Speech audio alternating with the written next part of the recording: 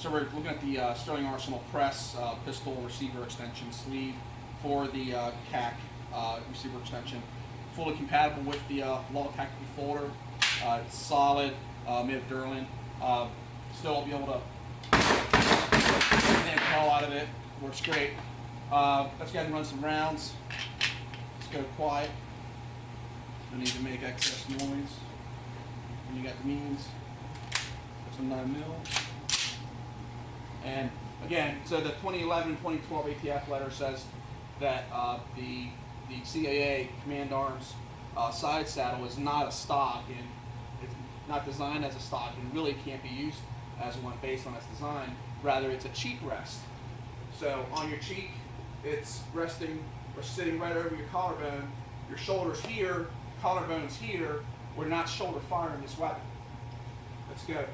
Going hot!